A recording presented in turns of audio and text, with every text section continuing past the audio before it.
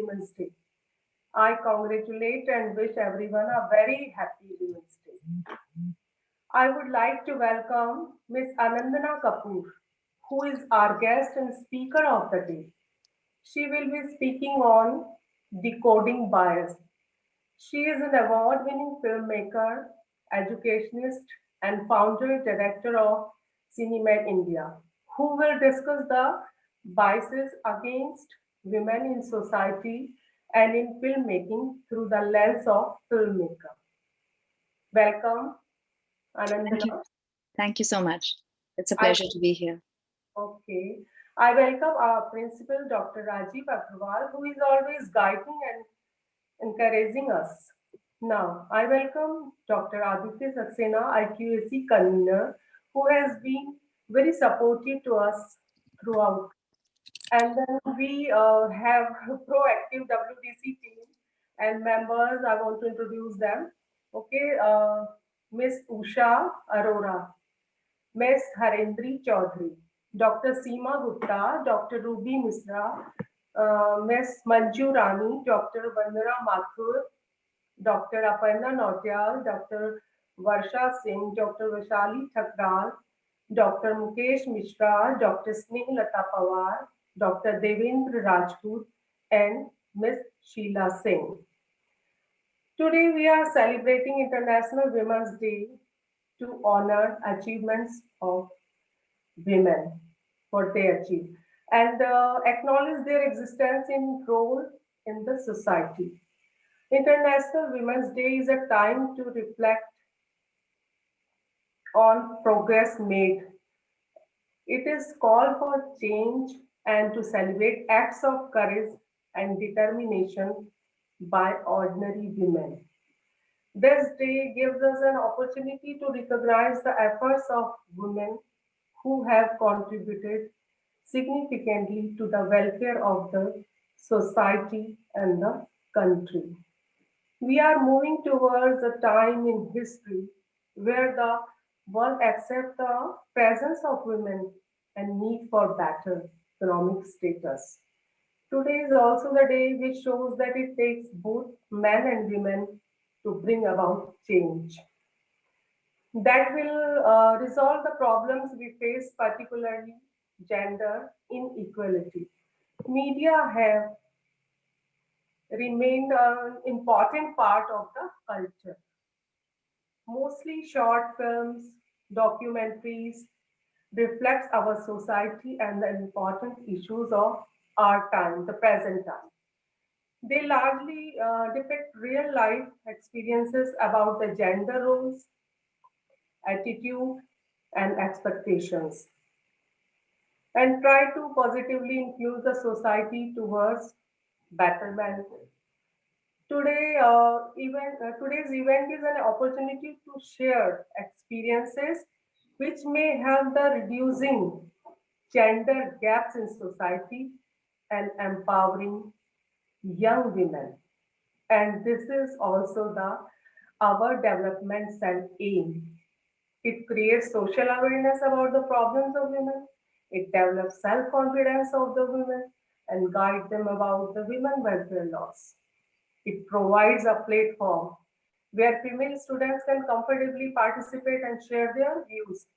It feels great to have a day to celebrate the achievements of women. Thus, on this International Women's Day, let's inspire them for greater future achievements as they can contribute equally to the home, society, and nation. Let us learn together, work together, and contribute together to the empowerment of the women. Uh, I also welcome our principal, Dr. Rajiv Agrawal, who is always supporting, and Dr. Aditya Saxena again.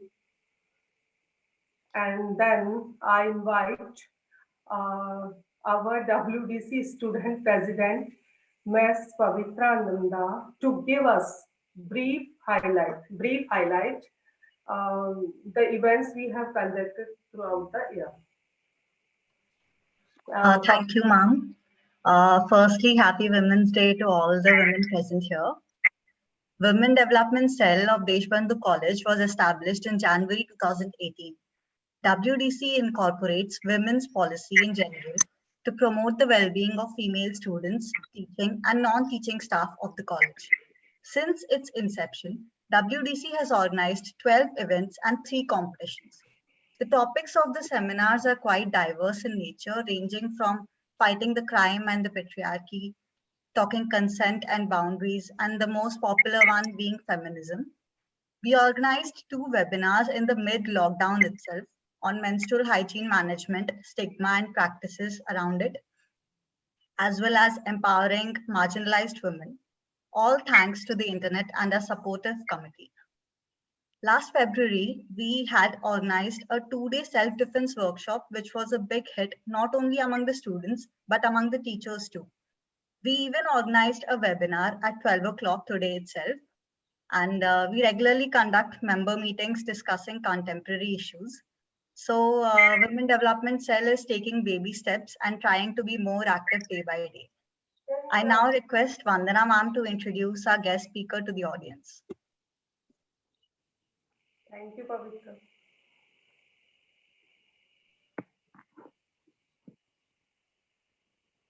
Ma'am, your mic is off.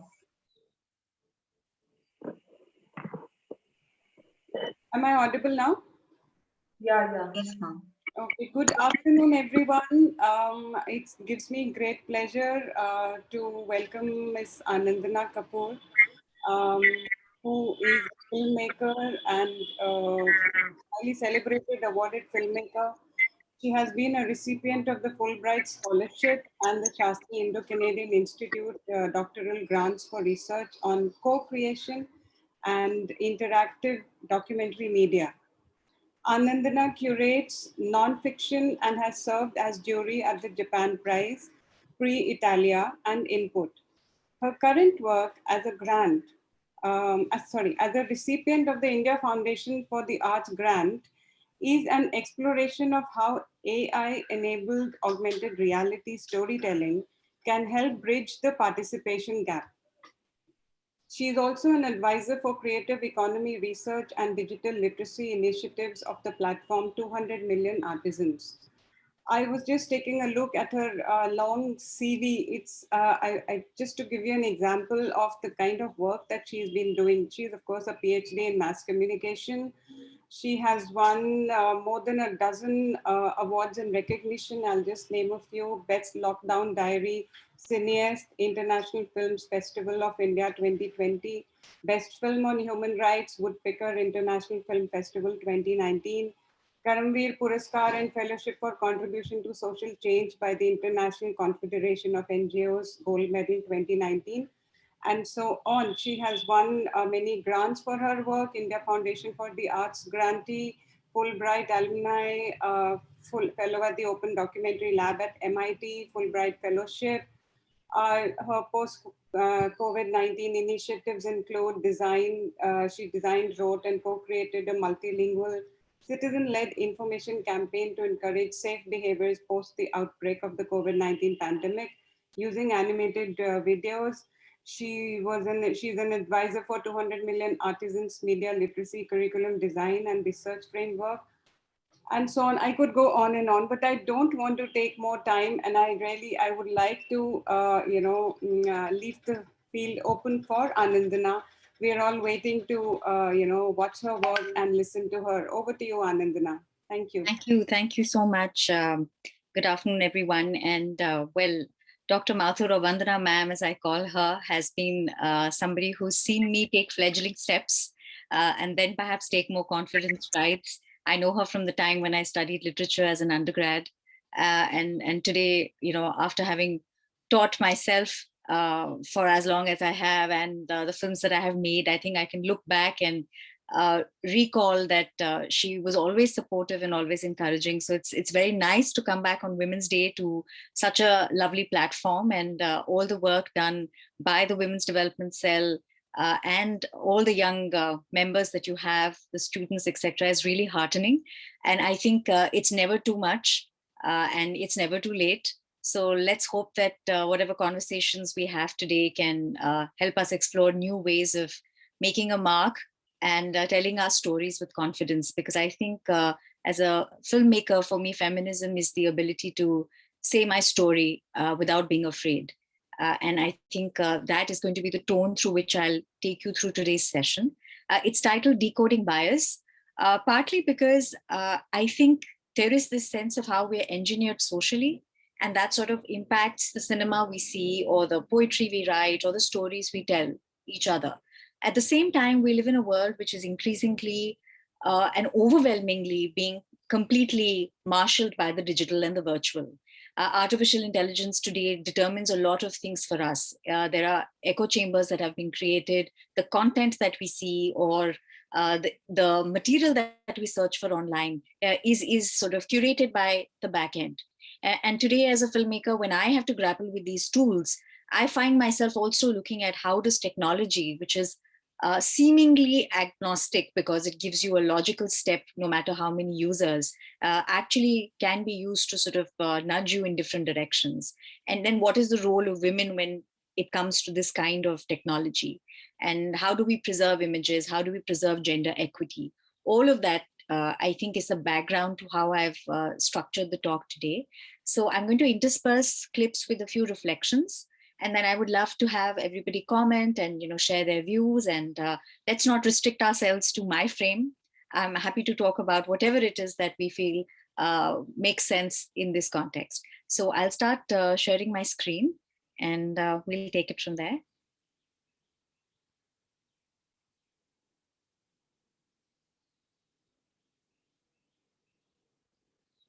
So allow me a moment. Is everybody able to see my screen? Yes, ma'am. Okay, perfect. All right. Yes. So decoding bias, trying to not just look at how I have been structured by the world around me, but also trying to see how we subconsciously reproduce the ways in which we are seen. So I'd like to begin with this little video that I had shot. I was traveling through the city of Delhi, and this is a filmmaker on her way to work, right? But at the same time, I'm also reduced to being this woman in the city, this person with a feminine body in the city, and what that encounter does to me. So this first clip I'd like to call Seeing You, Seeing Me. This is, of course, a mobile cinema piece. A flaneuse is a term which represents a woman who walks the city and observes the city. I'm not a flaneuse literally because I'm sitting in an auto rickshaw, but the question is this my city? And what does it mean for me as a woman to be in this city? What does it mean for me as a woman filmmaker to be in this city? So I'll just show you that clip. I hailed an auto yesterday, and it was tending to be cold yesterday as well. So I asked him to roll down the curtain that they have on the side. And he said, nahi, koi zarurat nahi hai. So I said, mujhe thand lag rahi hai, please इसे नीचे कर दीजिए. So he said, अगर आप अच्छी लड़की हैं तो आप इसे नीचे नहीं करवाएंगी. अगर आप नीचे करवा रही हैं इसका मतलब है या तो आप सिगरेट पियेंगे या अभी आप दारू पी लेंगी. So I said, नहीं, मैंने दस्ताने भी पहने हुए हैं, आप प्लीज इसे नीचे कर दीजिए. And then throughout the journey he kept telling me कि मुझे पता है लड़कियां जैसे ही पीछे बैठती हैं उसके नीचे कर देती हैं, पर्दा नीचे करवा देती हैं, बस तो वो अच्छी लड़कियां नहीं है. He was insane. क्या बात है, फिर पर्दा क्यों होता है? पर्दा होता है, ये पर्दा होता है.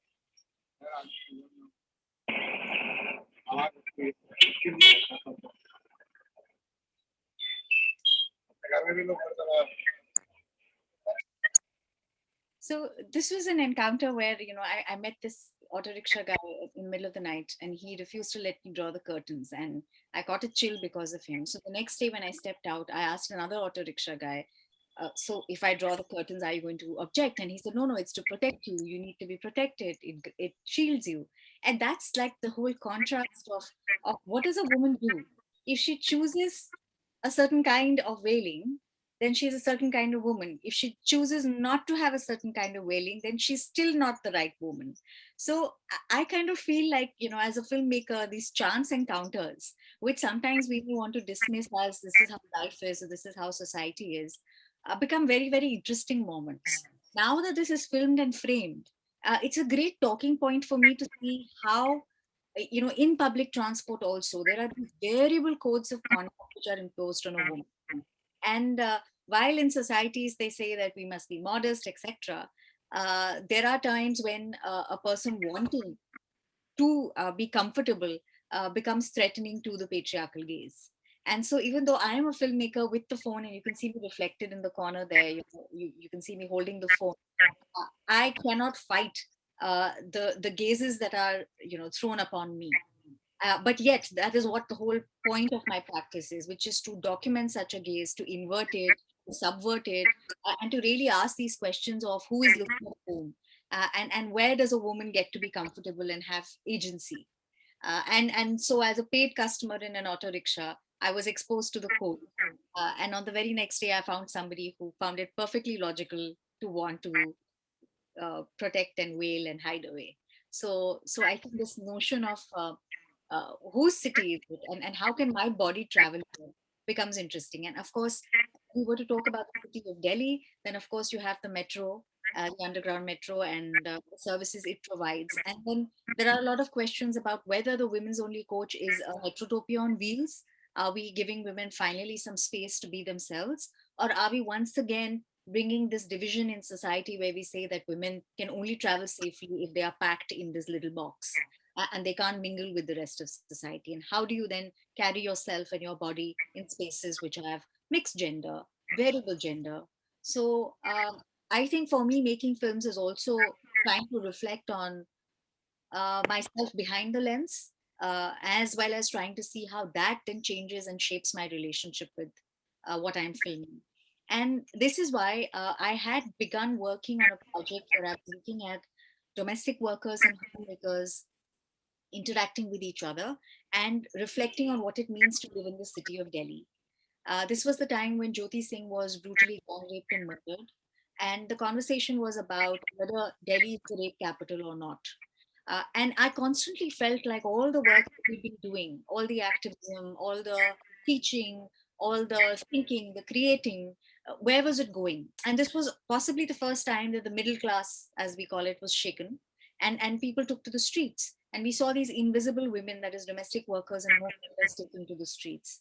And I decided to sort of dedicate my doctoral work to this exploration.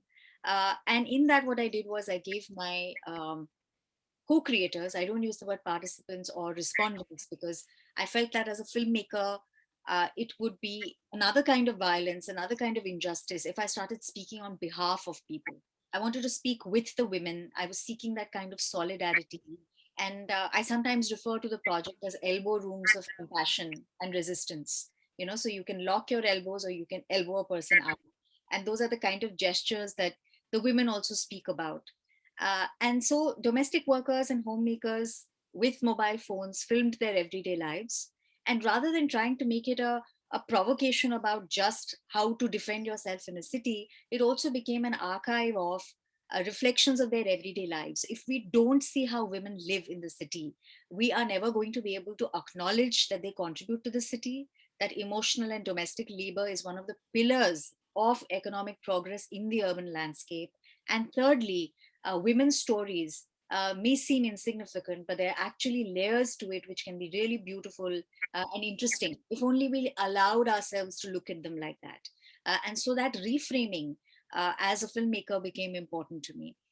And so we co-created Ashia, domestic workers and homemakers, and myself, and we had the wonderful collaborators and creators from the Code for Boston as well. And of course, I'm often told that uh, one must not forget that such projects never end. So I also feel like, this conversation or this journey that I've started on will continue. But I'd like to introduce you to one of the co-creators. Her name is Sangeeta. You'll also see the family that she lives with and works for. And this was an interactive documentary. There is an app which is being sort of restored on Google Play, and then people will be able to download and interact with it, look at the clips, send their own stories. And for me, this idea of the rape capital needed to be destabilized, because I felt like if we only talk about ourselves in terms of whether we are victims or not, we rob women of the ability to say that they are neither, that they are actively negotiating, and that active negotiation is what gives them agency. So I'm not in any way saying that Delhi is safe. I cannot deny that I have been harassed on the streets. It has been difficult. There is this constant undercurrent of tension when you step out to shoot, when you step out alone. At the same time, I am very well aware that women have their own strategies, and these strategies have taken them far and wide. And women power the city. They are now working nights, they're working days, they're working evenings. And it's just that we don't want to acknowledge that kind of movement in their mobility. So let's look at Sangeeta, and then maybe I can talk a little bit about how reflecting with Sangeeta about her life and the city helped me grow as an individual as well. Hello Sangeeta दीदी। दीदी क्या बना रहे हो आप? मैं दाल का तड़का बना रही हूँ और आलू बनाए हैं, ये भी आप बनाइए, अभी बनाने जा रही हूँ। कब तक बन जाएगा? 10 मिनट में मेरा खाना तैयार हो जाएगा। सब खाएंगे। कौन-कौन खाएगा? अंकल खाएंगे, आंटी खाएंगी, नाना नानी खाएंगे, मौसी खाएगी, दीदी भी खाएगी। अच्छा, और घर कितने बजे जाओगे दीदी? मैं घर शाम को जाऊंगी 4 साढ़े 4 बजे। और फिर क्या करोगे घर जाके? घर जाके मैं काम करूंगी, काम करके फिर नहाऊंगी, उसके बाद मैं वीडियो बनाने लगूंगी।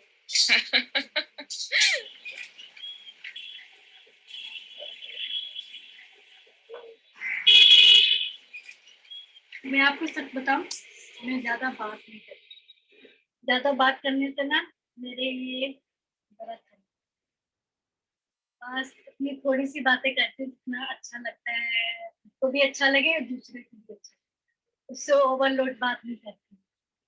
तो 2 मिनट की बात होती है, 1 मिनट की बात? 1 सेकंड में बात खत्म कर देती हूँ। अभी मैं डायरी सो अनवेल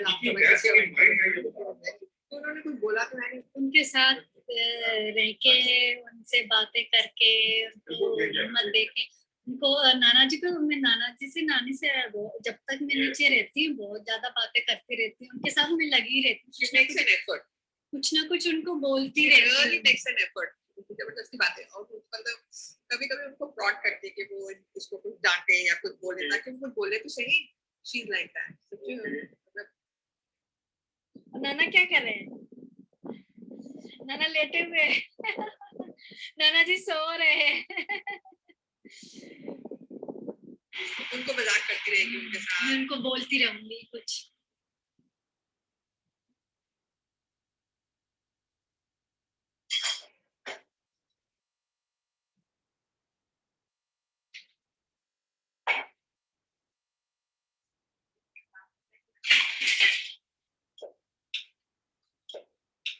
बोलती हूँ ना, हाँ। ये आंटी नानी इन लोगों की कभी हिम्मत नहीं देती, कितना मार कर दिया तुम अपनी छोटी जगह हो, तुम बैठे क्यों? कहाँ पर हो? कागज पकड़ के नहीं, उधर खड़ी है सर, उधर दे।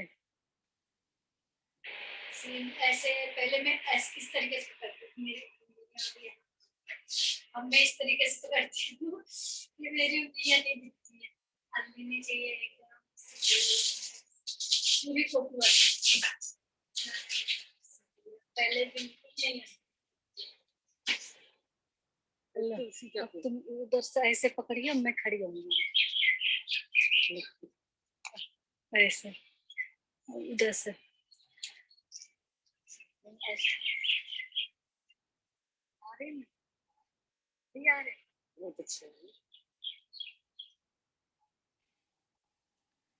So, what you saw in this entire sort of representation of or vignettes of Sangeeta's life are a bunch of things. One is, of course, Sangeeta's confidence in filming and how she talks about how the camera should be held steady and where the fingers should be or not. And you really see that this person emerges from this entire mountain of domestic work to be an individual who enjoys flowers, who's framing women, and who has confidence. And at the same time, you can see the kind of support she provides to the homemaker who employs her. So despite the fact that she's an introvert and does not like to speak, she's encouraging the elders of the family who are grieving the loss of a daughter.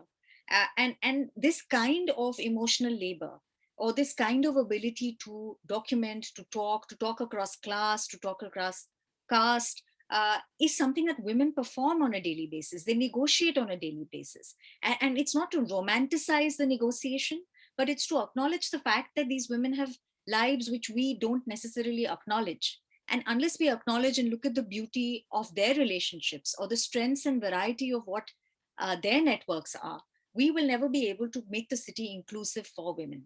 And I think that post the pandemic, when everybody was forced to stay indoor, people began valuing the kind of contribution, the invisible labor that women do.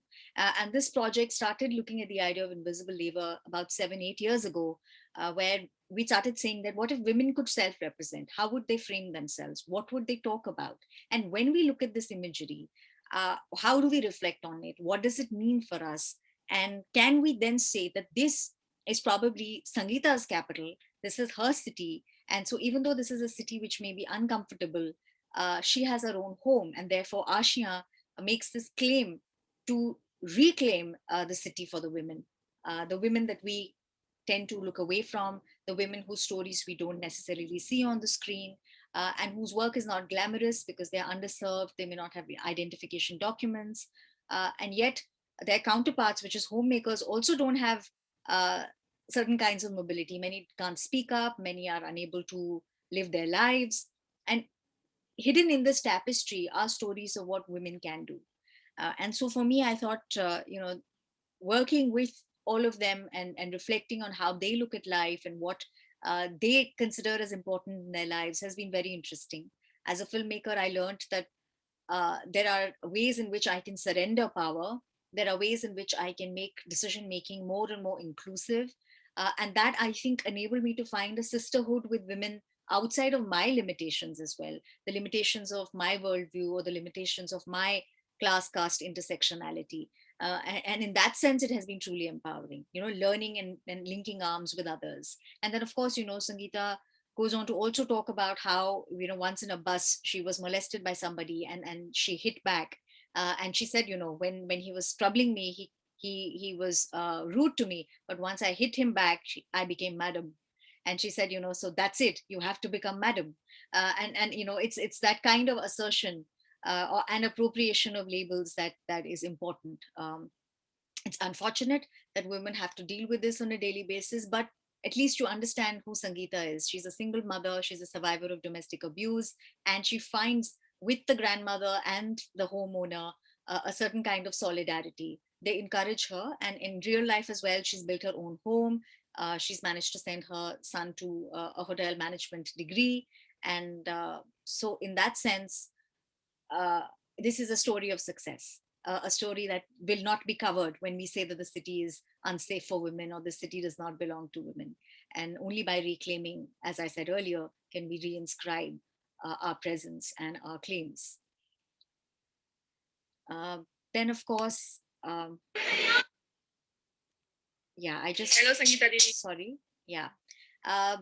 Having sort of looked at this trajectory where, I was looking at myself in the city and trying to see where am I and how am I looked at, and then moving to the question of how are women who we don't look at, and how do they look at themselves through the devices of self-representation.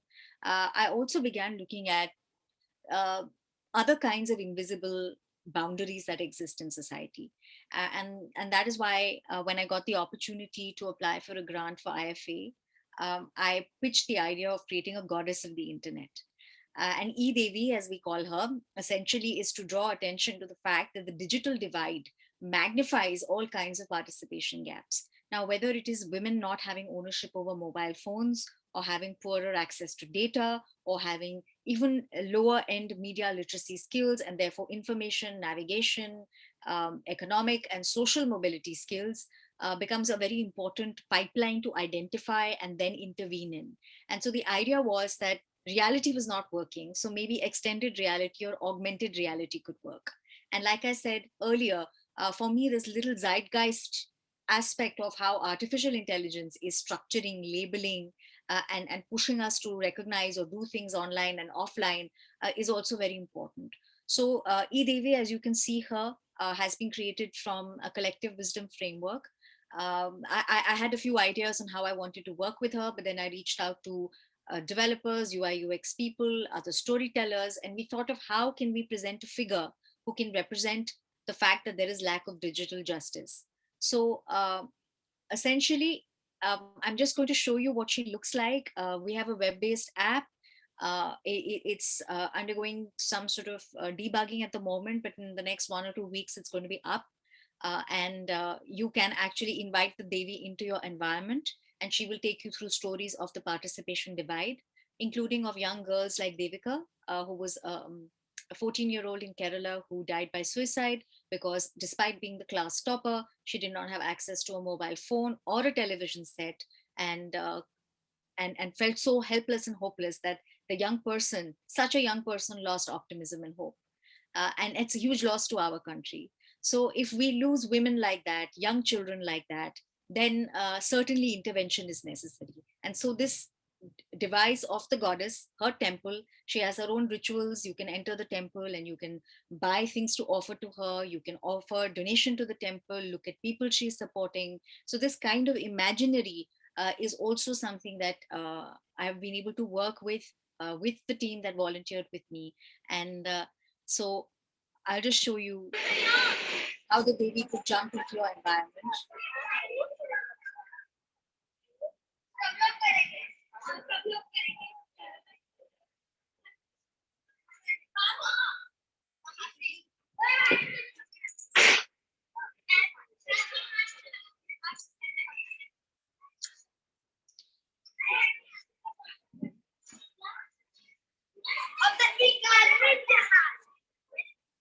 So you can see the Devi sort of juxtaposed with a real life Devi, a woman in the background. And so this avatar of the Devi is actually the blissful avatar of the Devi because she's holding wheat in her hand. And this was my comment also on how digital lives cannot satisfy real life hunger. We also have, of course, the farmer protests. And even if we were to look at times when the protests were not so vocal, when farmers died by suicide, it was women, widows who were left behind who had to fend not only in terms of making sure that the loans are paid, but also in terms of carrying lives forward. And so I wanted to have this kind of organic link to the real world. The rest of the goddess, of course, she has a phone where she's taking a selfie because that's the portraiture signature of the time. And I think visually also for us, portraiture really has become more democratic. There was a time when only when you were a king or a queen could you hire people to come and make portraits of you. And then, of course, as cameras became more and more customized and consumer devices came in, it really changed. It changed how cinema is also spoken of or framed. Then, of course, she has some digital coins. She has some digital DNA. It's a comment on how biotechnology and other kinds of things can help us. And she has some pixel dust. We are constantly looking for better resolution. So sometimes as a filmmaker, I also have to make this choice where if you saw the videos a little earlier, the mobile phone videos, some of them were pixelated. They are known as poor imagery. They have some digital glitches. But the question is, if we are talking about empowering, then we have to change our idea of aesthetics, not downgrade them, but just reframe them. And there are scholars like Hito Stirrell who have spoken about this idea earlier. But as filmmakers also, while one is tempted to work with a 4K or like a grand cinemascape, there is great value to be had in these intimate, unsteady, work made on the fly kind of moments as well. So there is a richness. The grammar, of course, of film needs to be maintained if one has a story to tell, and that's only doing justice to one's training or profession. But I really feel that it's changed how who can talk of. And it was Espinoza who said that the term poor cinema is a very important term. And he said that once the means of filmmaking are taken over, then truly cinema would have arrived, right? So I think in that sense, we are living in the age of cinema where things can change. And then when we combine that with storytelling experiences where you have objects and people who can jump into your reality, we can become more aware of how the two are seamless and how we are being told little stories every day. And perhaps we could be reminded of stories that we tend to forget. And so if any of you is interested in finding out more about this project, or you want to support us because we are trying to raise funds through Devi's temple, because there are many temples that ask you to give donations, and it goes to good causes or to priests. So as the priestess of the temple, I assure you that the movement is going to go back to children and artisan communities. So if you want to follow us, we are on Instagram and on Twitter. And the reason why I'm plugging this in here is because the digital divide cannot be bridged by one person or her team of 10, 15 people. We need to come together. We need to speak about stories where the internet has not reached. We need to talk about why this has happened, and to really see that how we can bring people, not just in a way that they have devices, but have understanding and can resist fake news, can resist deep fake videos, can access information, become entrepreneurs, and really see how the local can be connected to the global. And there is huge potential in that, but it requires effort and intervention. And this version of the Devi is the calm version. She's levitating and she has a hashtag of flowers. So all of these stories are also stories that I have inherited of goddesses. And so the question is, why a goddess of the internet? Because I thought this was the perfect opportunity to break this whole patriarchal idea of Srishti Bani Brahma se. Why not by a woman?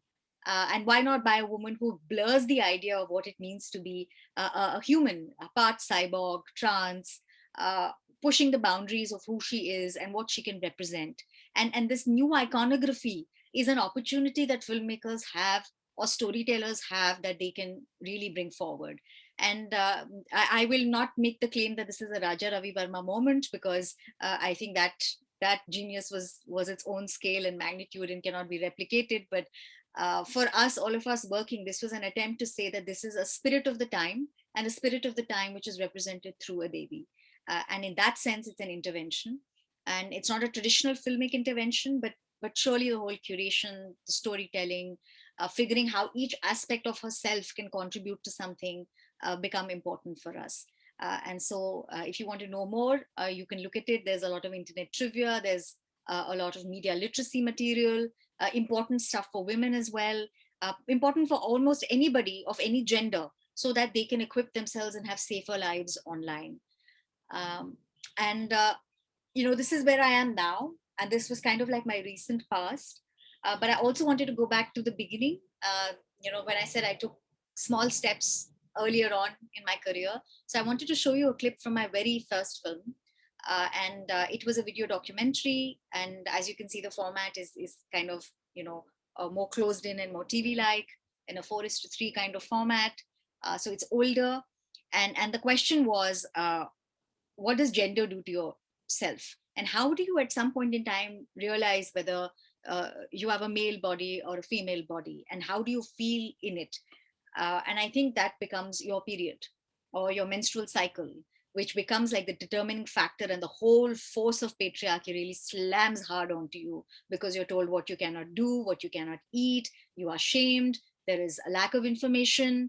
And even though it is a very normal biological function, ideas of purity and impurity are pinned onto you. And that's when the surveillance begins, and continues so on.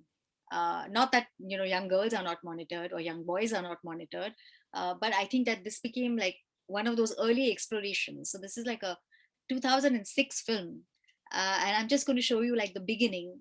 And at that time, we were told by several people, my co-directors and I, that what a theme to make it on, and shouldn't this be private? And surely you can find a better topic. And after I had made this film, when we would meet in gatherings and I would be asked, what are you working on? And I would say, I'm making a film on menstrual taboos. I used to love the horrified expressions of people, and the silence that it would cause. And somebody once told me, why don't you say gender rights? And I said, that is exactly a gender right, to say that I made a film on menstrual taboos. So I think, as a filmmaker, talking about your film also becomes politics, and an important one. So I'll just show you the initial clip. It's the only point of time that I actually wish I'm not a girl. Oh God, I shouldn't have been a girl. I was afraid कि पता नहीं दुनिया क्या सोचेगी मेरे बारे में. I couldn't make sense of what was happening, and I thought I was feeling guilty. I didn't know why. In my class, I was the first one, because it was so young. I was so young, not even 10, hardly 10. मैं बहुत डर गई थी. मुझे क्या हो गया, ये क्यों हो रहा है, मुझे क्या कट गया, कुछ मतलब ऐसे डर लग गया. I was so happy, I can't tell you. I didn't know what I was letting myself in for. I'd try and like hide and like pretend and like hide the thing in my pocket and run. They used to think we should not talk about it, but I think we should. I didn't know it was universal in nature. I thought I was the only victim of it. I felt really shameful. I thought I had to hide it from everybody else. What to say in this topic? I really cannot talk on this. No, I'm sure you have. I try and like hide. But I think we should topic. I really sure. I thought I would talk on this. Very friendly, very silent. So that's so many voices, right? And yet, that one line where she says, "I really can't talk about this." That is the kind of thing we continue to encounter. And it's taken a bad man and some kind of mainstream Bollywood endorsement for it to be somewhat okay, but it's still not changed a lot of the things in homes. And I don't even mean to other and say in the villages. It's in homes, in cities where you're avowedly sort of exposed to information, and you're supposed to be exposed to education which makes you challenge things, and yet these kind of voices are completely suppressed. It's not spoken of. And through the film, of course, we look at various ways in which women's bodies are controlled, and questions of pregnancy, menopause, and just how forced hysterectomies are carried out on women who do not have control over their bodies, particularly those who are in institutions for mental recovery, emotional recovery. So those kinds of questions are also sort of taken up. You can see this film on the producer's YouTube channel, that is PSBT. It's short, we use a lot of humor, and that I think is an important part of my storytelling. I think as women, we are often painted as hysterical when we raise our opinions, not necessarily our voices. And I kind of find that humor is perfect, because if I've got you laughing, then I've got you listening.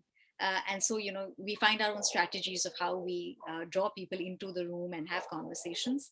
Post screenings of this film in particular, I've had men walk up to me and say, "I'm going to show this film to my daughter," or "I wish I had seen this earlier," or "It never occurred to me that my mother must have menstruated. I've never seen a sanitary napkin in my house. Why is it never on the grocery list?" So, just really opening things up and allowing people to talk and discuss. I think, and of course, my producers and my co-directors have been part of that journey with me. And then I got an opportunity to make another film for the same producers, and this was a film whose clip I kind of want to end my talking bit on, which is to say that this is on women detectives in India. And if you remember, I began the frame by looking at "Seeing You, Seeing Me," which was me holding the camera up and asking a question. And now the "Seeing You, Seeing Me" is a question of women private investigators. I'd like you to see the clip, and then I'll sort of unpack it. For me, again, it's a video documentary. It looks at the business of surveillance, and it tries to look at the lives of women who operate around you, who choose to be invisible. But why are their stories invisible? Why do we not have a history of women in the business of surveillance? Those were the questions that got me thinking. Alternate histories also could have these kinds of inroads.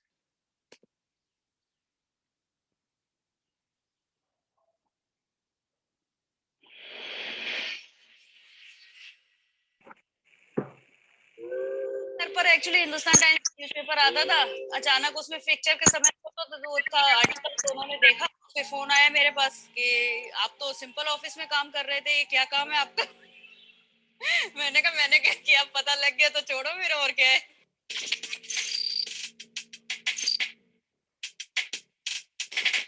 मैं गई थी बहुत time पहले आज तक के channel पे, तो उन्होंने विश कन्या वाला क्वेश्चन मुझसे उठाया था, जिसलिए मैंने उनको ऑब्जेक्शन किया था कि विश कन्या वो नहीं है। हम अपने दायरों को कभी क्रॉस नहीं करती है, अपनी कैरेक्टर को बिल्कुल हाई रखते हुए हम डीप इन्वेस्टिगेशन पे जाती है।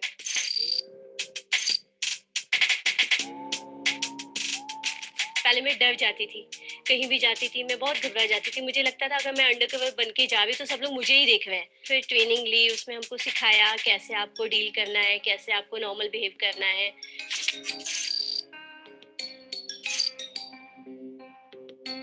मैं आपको एक चीज अभी क्लियर कर देती हूँ, हमें किसी को फॉलो करना है, हो सकता है आपको पूरे दिल्ली दर्शन करा दे और हो सकता है कि 12 घंटे सिर्फ आप घर के बाहर खड़े रहो और वो बाहर भी ना निकले. बहुत पेशेंस की जरूरत होती है.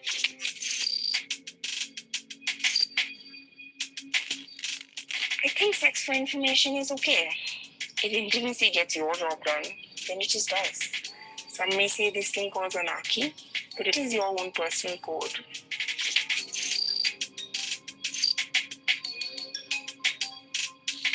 One of the reasons I took up this profession was, of course, my sense of adventure, and secondly was this thing of, breaking boundaries. And I used to carry this Kampuria, it is called.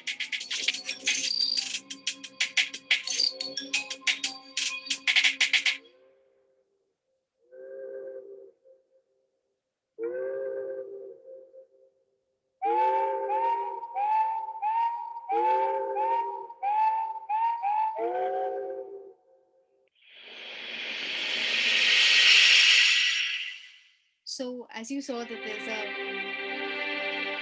cross-section of voices and the idea was to complicate and unpack this notion that we are used to women being watched, right? You have a curfew hour, people will comment on where you went, what you did. If you feel trapped in a woman's body and would like to be someone else, someone who you will be questioned. At the same time, there are women who then watch other women, watch other men, and get away with it. This profession still is murky. It is considered illegal according to certain kinds of interpretations of the law. And yet there are women who are engaged in this across age groups, across geographies. And many of them are invited to look at extramarital affairs, look at premarital inquiries. So they're really like putting information together. And where is this information really going? Is it a mainstream version? Does it complicate the lives of the investigator? And who is looking at whom? And are we, in this way of trying to look at multiple people, able to transcend patriarchy at all or not? Those were the questions that went into making this film. And I also felt like we tend to have like this unilateral notion of what a woman investigator would be. She has to be very sexed up and she needs to talk a certain talk, and we stereotype and then we use it or abuse it. So this film was also in some sense a risk, because it's a film where people are talking and I'm just allowing the women to speak and say what they want to say and not obliterating them with reconstructions or melodrama. And all the women chose whatever colors they like to wear, and many of them said we don't wear trench coats, we don't walk in slow motion, and we never carry a camera crew with us if we are following somebody. So let us reveal as much as we can by talking to you and not have you pretend that you came to us and managed a huge expose. So just working with whoever I am representing on screen and meeting them midway is also a part of, I think, a feminist methodology where you don't impose your view on people and you're willing to take the risk, the aesthetic risk or the social risk when you have this kind of collaborative exchange. And therefore, I thought that I would start and bring you back to this idea of stereotypes, complex stereotypes. And yeah, so when I say that we're looking at unpacking storytelling choices, these are vignettes of work that I have done.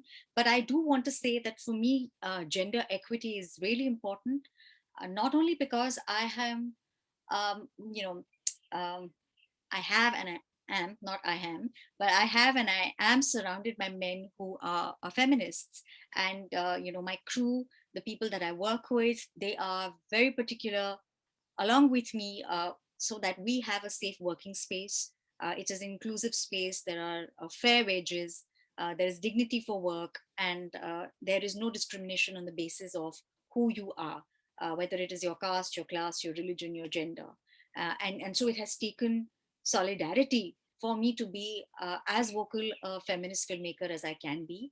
And nobody objects or interjects when I take on that role, when I represent the two people that I work with who are part of cinema, that are Jay and Subhash, or any other people who are part of my life. And I think that that is important. It's not been easy. One had to really traverse through crowds to find people who I could rely on. And I think that that is part of the justice story that we are trying to look at, which is to acknowledge the people who have supported you and are with you. I completely agree that it's also a question of how we raise our boys. It's not necessarily a question of how we raise our girls.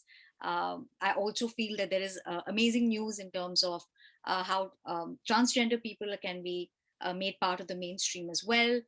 There is greater and greater acknowledgement of the fact that gender is a spectrum, it's a flux.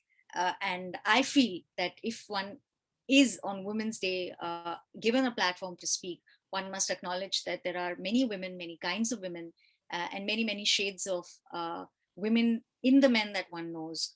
And that is how, we can probably be hopeful despite everything that is happening around us. So yes, that is my story. These are some of the biases that I've tried to sort of unpack, and there are many more that one encounters. There are some that may have made home in my own heart and mind. And so therefore, when one makes films, one makes oneself vulnerable to people asking questions and giving suggestions.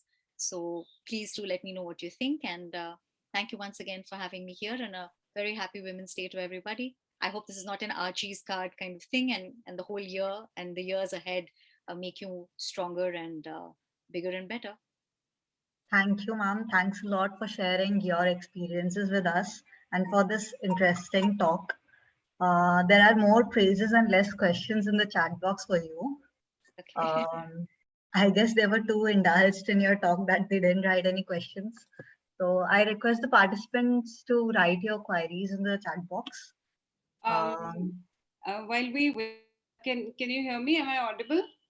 Yes, ma'am. Anandana, I just wanted to start off with one question. We saw some of your clippings from your work.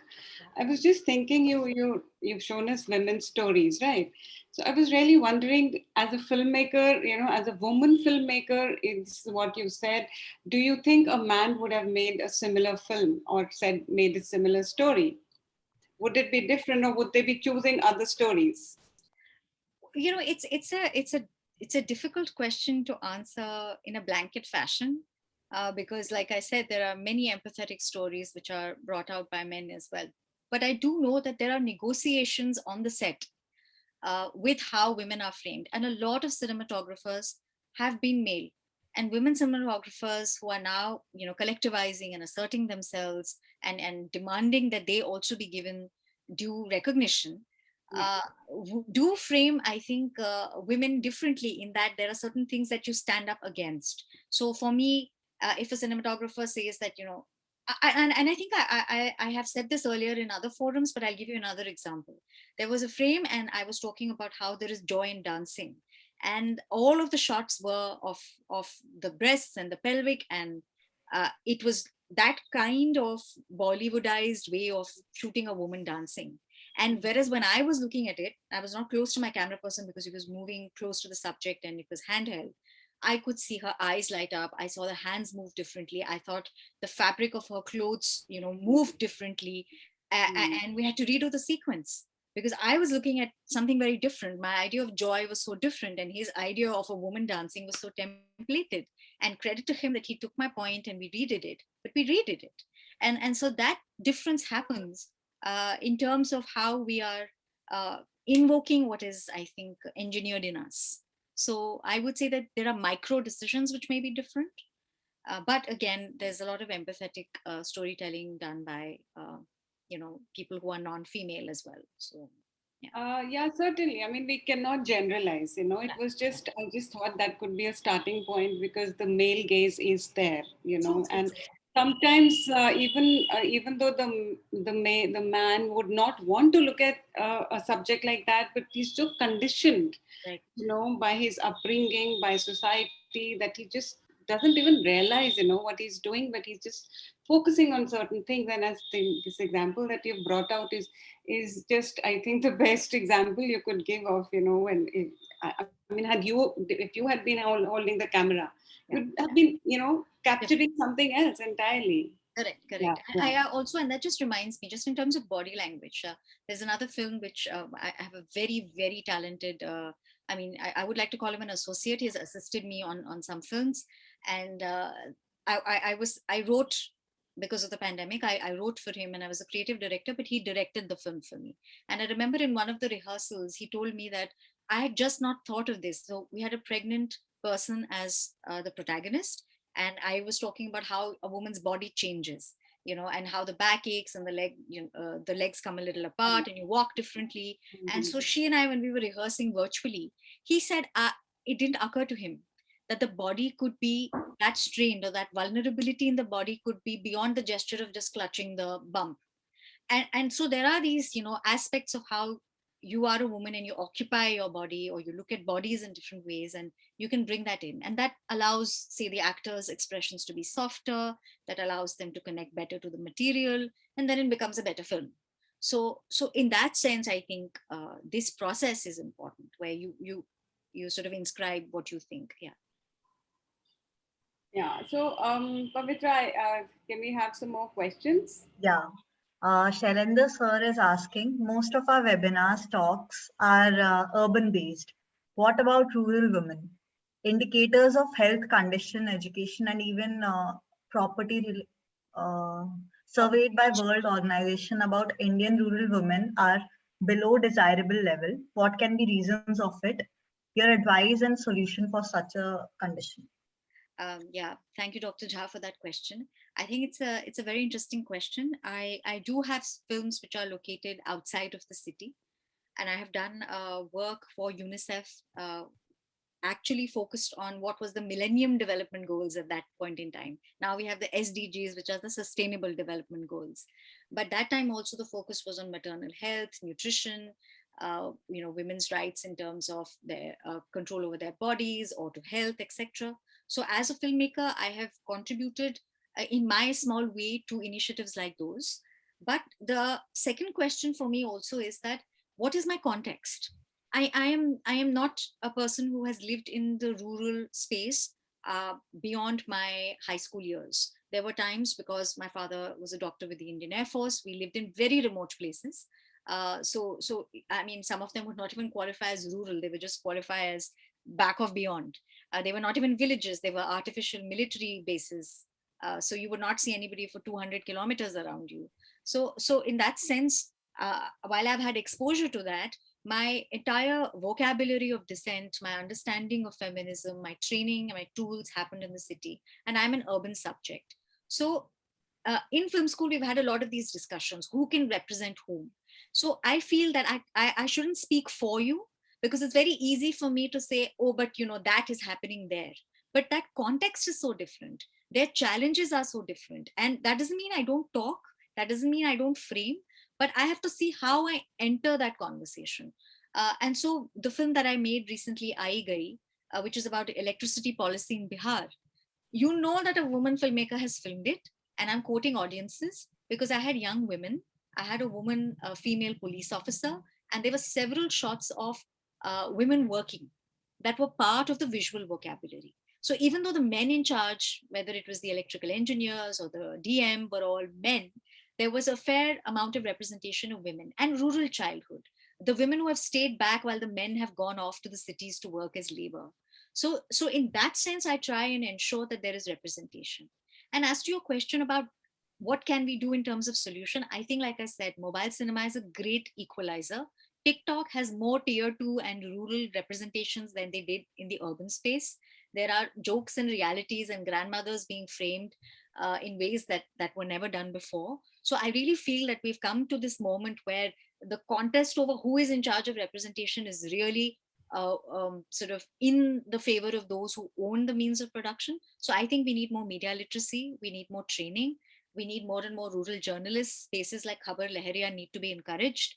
And we need to understand that a rural woman's reality is different from an urban woman's reality. I should not speak for her.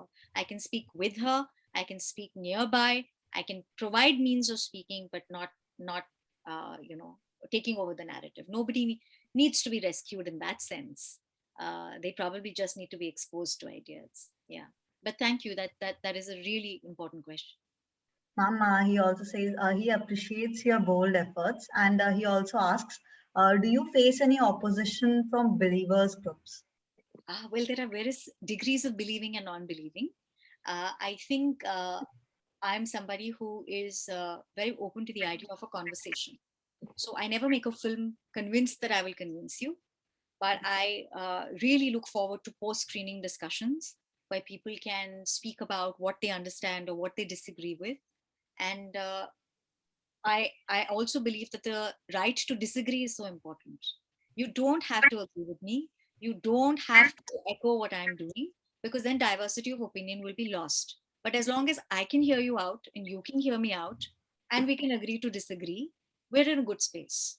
But if I want to silence you and you want to silence me, it can be problematic.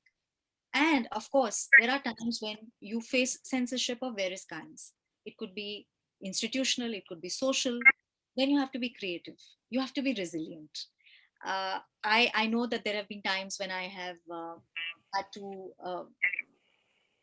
really dig my heels in and stick it out, as it were, in the sun and the heat and the rain till they finally agreed. And there are times when I have essentially been able to say that, fine, if I can't do this in this forum, I'll do it personally or take it up myself. So it's not a question of self-praise, but an independent documentary filmmaker's journey is difficult in that sense. You have to take your call, you have to make the hard choices. Yeah, yeah. So I won't romanticize it, I won't dismiss it. I would say that it is what it is, and I would rather talk to you. I would not want you to be like, sir, आपको नहीं पता, या ma'am आप ऐसे कैसे कह सकती हैं. नहीं, कहिए, मेरी भी सुनिए, maybe कुछ बदले. Thank you, ma'am. And Subhi ma'am is asking, I wonder sometimes if we are pushing the pendulum to the other extreme in favor of women to reach the equilibrium. What is your experience? Well, I mean, I think that's an elegant metaphor. It has to swing both ways before it finally comes to a golden mean. But will we find that golden mean, and where is that zero gravity? But no, I don't think we've reached any extremes yet. We are probably looking at more grace among women as well. So sexual harassment is not just a man imposing himself on a woman. Women are transgressors too. Women are purveyors of patriarchy when they tell their daughters they are bad or guilty. Honor killing often has women supporting it. So we are realizing that women are as culpable as their counterparts, and that's okay. So even I find that people who converse with me sometimes say, oh, the dowry laws are misused, or the prevention of rape laws are misused. And I say, well, there's a criminal justice system for that. Just as you make a rape victim go through the process, you go through the process. But don't say that women do not have the right to assert whatever access to laws they have because there are a few transgressors. And if we look at the history of time, हमारे crime बड़े कम है. Patriarchy की तो खाते में बहुत देर से चल रहा है. So I certainly wouldn't want people to be wanton or to be I would say callous in this exchange, but I feel like it's okay. It's okay. It's all right. ये होगा तो आएगा. Okay, Suraj is asking, ma'am, how can the stories like that of Sangeeta be brought more in the light, and how the discourse which is already set be changed? Okay, so I think one is possibly trying to reach out to people and to set up creative projects which look at involving communities based on consent. I think creativity is a great way to go. Activism sometimes can be very hard nosed and very brutal, and at the same time, creativity can allow you to temper frustrations, to dialogue across divisions. And like for Asha as well, like I said, I'm happy to share this with Dr. Mathur also later. Once the app is available, you can interact with it. You can encourage women to add their stories. So through my project, I can offer you the platform. If you want to contribute stories, or if you want to support it in some way, please let me know. And yeah, be creative, come up with small campaigns, figure small things. And by campaign, I don't necessarily mean you having to take to the streets. Have that conversation with your father or your mother. Be nicer to your brother or sister. Talk to that cousin who you bullied. Start there, and then slowly these things will begin to change. So film is not a capsule that is going to solve problems. Can only be a mirror or sometimes a carrier for a message. मेहनत खुद करनी पड़ेगी. Okay. And Akansha over here has a long question for you. First of all, ma'am, seeing all your short films, it was really intriguing. All the topics you portrayed through your lens were very creative. You've shown us various new sides to a topic related to women. And coming to the question, I would love to know your views on celebrating or dedicating a day for women, that is today, where harassment continues, but still we celebrate women today. Do you feel this raises a question on gender equities? Also loved the fact that you focused on Sangeeta's positive aspects more rather than sharing her suffering sides more. Right. Yeah. So I think partly your question is a distillation of the strands that I was raising. Like I said at the end of my presentation, that I hope it's not restricted to a year, but years and years of empowerment come your way. And I feel that yes, there is tokenism which comes from having a day. So there are people who forget everything outside of this day. But I think somewhere tokens also play an important role, because tokens are used to in culture perpetuate certain notions, right? So the token of virginity, of a hymen breaking, all of whereas the hymen doesn't really shatter, those kinds of, they're all tokens, right? So we hold on to these tokens. So having a token which is a counterpoint, I think, may not be that bad. If it becomes an excuse for us to channel some corporate and capitalistic money into this and to redistribute it, interesting. But you have to be aware of the game. So yes, I think a day is not enough. I acknowledge it is tokenism, but what can we play with? Yeah, how can we play with it? That attitude, I think, will take us forward. Um, and you are very welcome to insist every day is Women's Day. I hope you have that kind of like gusto and people who will hold you up to that. And, you can make the most of it. So, does it raise a question about gender equity? I think it does, because we are focusing on women, but like I said, in the LGBTQIA plus spectrum, there are so many kinds of realities that also need to come forth. There are many subaltern identities and many more stories and films that need to be made. So yes, there is more that needs to be done. And yes, I understand your point about that creative and critical balance. What aspect of a person's life does one show? Sangeeta's life is very harsh. But she has chosen to represent what she wants to represent. She has chosen what she will say to me, and I have accepted. I have asked a few questions, and if she's not answered them, I have given her that kind of space, just as I would like space. So when I said it was a co-creative project, that was the exact push and pull that I'm speaking about, where our decisions are uh, moderated by each other. And I'm so glad that you were able to recognize that. I think it's a success of everybody who was part of this process. We did want that to happen, so thank you for that. Thank you, ma'am. I guess that was our last question for today. Okay, there's one more. The last one now. Ma'am, talking about censorship and recent changes regarding social media, is it going to become more difficult to spread awareness? I think it is going to remain similar, in that we continue to have, like I said, societal, formal, non-formal kinds of pressures, and there will be confrontation, there will be disagreement. Yes, it is unfortunate that we hold on to censorship so dearly, because it was introduced in our country by the British. They did it so that they could control us.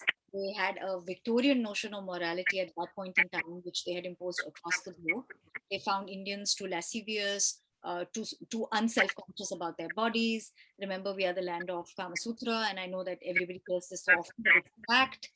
We were less self-conscious. Women didn't really wear blouses; they just had, saris. Our notions of dressing, of straitjacketing, of morality come around nationalism, when we want to define a certain kind of India, and India which is breaking away from the British but is still, trying to match with their standards of morality. And the British leave, they change their system to a grading system where they only suggest, they don't censor. We hold on to censorship. So it's about hierarchy, it's about power, it's about control. And knowing that, I think, knowing that historical context then allows you to push your boundaries and say that, am I harming somebody? And but I do believe that child pornography, and even certain kinds of hate speech, can become really violent and virulent and viral in today's day and age. So moderation, but censorship probably is a question that we need to think really hard about. Yeah. Okay. Thanks a lot, ma'am, for your time and for this wonderful talk. I now request Vandana ma'am to give away the vote of thanks. I thank you very much, Anandana. It's our pleasure to have you with us this afternoon, and real life learnings and examples you spoke about and discussed are very eye opening and inspiring. I think our students inspired with your this talk. Thank you think so much. Thank I will again try to manage a lecture or a talk. you. Okay, thank you very much, Anandana. Thank you. Thank you, everybody, for attending and for your wonderful comments and questions. Thank you. And thank you, everyone. Okay. Vandana, please come and say what of that. Ma'am, please switch on your mic. Yeah. Vandana, No, it's switched off again. Okay. Okay, Am now I it's fine. audible now? Can you hear me now? it's starting. I think I also mute. I have well Technology. Okay. Let me. Can you hear me? Yes, we can. Okay, great, great. So let me take this opportunity, to give a formal vote of thanks. I am delighted on behalf of the college. I'm so delighted to have one of my students here on this forum, and this is to all my present students and all students here, that one day I hope we're going to invite you also back to college, to engage with our students and get everybody excited about new ideas. Okay, so I take this opportunity to thank on behalf of WDC Deshbandhu College. I thank Anandana Kapoor for this extremely engaging and interesting conversation, with film or idea of making films, cinema, and society, because everything's all deeply interconnected. Of course, it's you're not making films on the moon or whatever. Okay, so and who better than a storyteller and a filmmaker to tell us what goes into uh, a story of a person, and the first clipping that you showed us of that woman Sangeeta was really interesting, because as Suraj pointed out, and somebody else pointed out, it's good that you didn't focus, or maybe she didn't want to focus so much on, some sad stories, but what she's doing, which is so creative, and the positive changes that she is bringing into the life of her employers, which is really, really good. Okay, so thanks so much, Anandana. And as Rama said, that we would like you to have you back, again and again, with to see more of your work. Thanks so much. I would certainly want to now thank our principal, sir, Dr. Agarwal, without whose his constant guidance, support, and help is always there. Encourages us and makes us, constantly do try out something new and get some new ideas, new exposure for our students. Thank you so much, sir. Thank you, Dr. Aditya Saxena, convener IQAC, for allowing to do all these kind of events. And of course, Miss Monica, without you, without our computer department expert, I don't think this would have been possible at all with technical support. I thank all the participants, faculty members, all the dear students, both from our college and I think there are some from other colleges as well. So I'm really grateful you joined. And I hope to see you all again and again for our events. And at the end, last but not least, I would like to thank our convener, Dr. Rama Singh, and all members of WDC and my students, and especially Pavitra. Thank you so very much. We had a wonderful afternoon. Thank you, Anandana, once again. Thank you. It's my pleasure. All the best, everyone. Take care. Okay, bye-bye. Great week ahead. Bye-bye. Thank you, Dr. Jha. Dr. Jha. Yeah, thank you so much. Yes, he always has such Good, interesting questions. Yeah. I think there's a feedback form that people can fill in.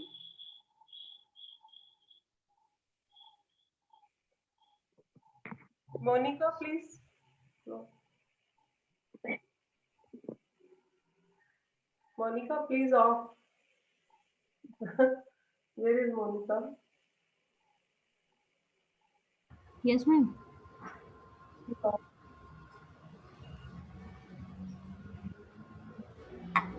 Hello.